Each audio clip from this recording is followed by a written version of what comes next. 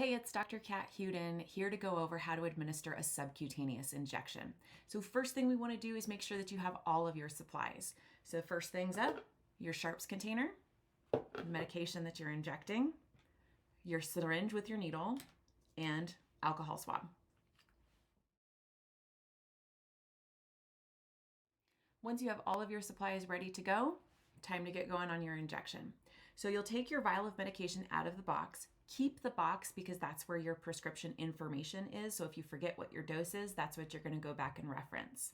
You have your vial of medication, and then you have your site that you're going to choose for injection. So for us, many bananas have given their lives over the years as we learned suturing techniques, IV starts, those sort of things. So this is one more that is sacrificing his life to the cause.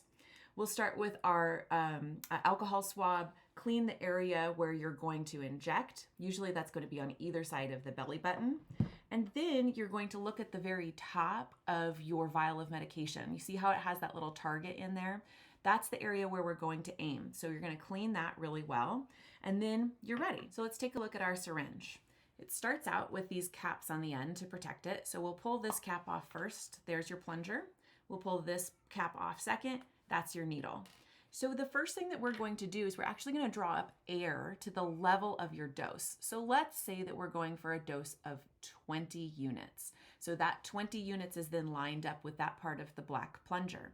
Now we're going to inject this air into our vial. That's going to pressurize the vial. So again, aiming for that circle in the middle, we're going to plunge the needle through, and then we're going to inject the air into the vial. What that's doing is pressurizing the vial, and it's going to make drawing up the medication way easier.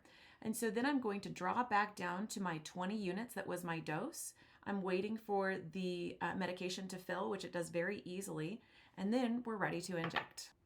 Now with our sacrificial banana, or with holding on to some of the belly fat on either side of the belly button, we're going to take the needle and we're going to inject.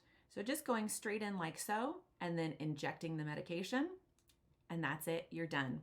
Pull up your sharps container, toss your needle into the sharps container, and then make sure that you're storing the sharps container up high where no one who shouldn't be getting into it can access it. Congratulations, you did it. First injection is the hardest one. Everything after that is a piece of cake. So to review, your first step is to make sure you have all of your materials that are around you.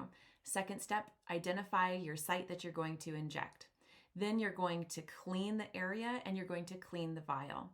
Next step, you're going to get your insulin syringe and you're going to draw up to the appropriate number of units that you are injecting. Once you've drawn up air, you're going to insert into the vial, inject the air into the vial, and then you're going to pull back until that medication has filled up your syringe. Then go back to your clean injection site, insert the needle, depress the plunger, that injects the medication, remove the needle from the skin, and then place the needle plus syringe into your sharps container. Make sure you're storing your sharps container high and away from someone who shouldn't be accessing it. If you have any questions at all, you can always call our office, 509-410-1492, or send us an email at admin@pinnaclewellnessclinic.com. We're always happy to have you put yourself on your schedule if you go back to your links from your patient handbook. But well done, and thank you again for being the best part of Pinnacle.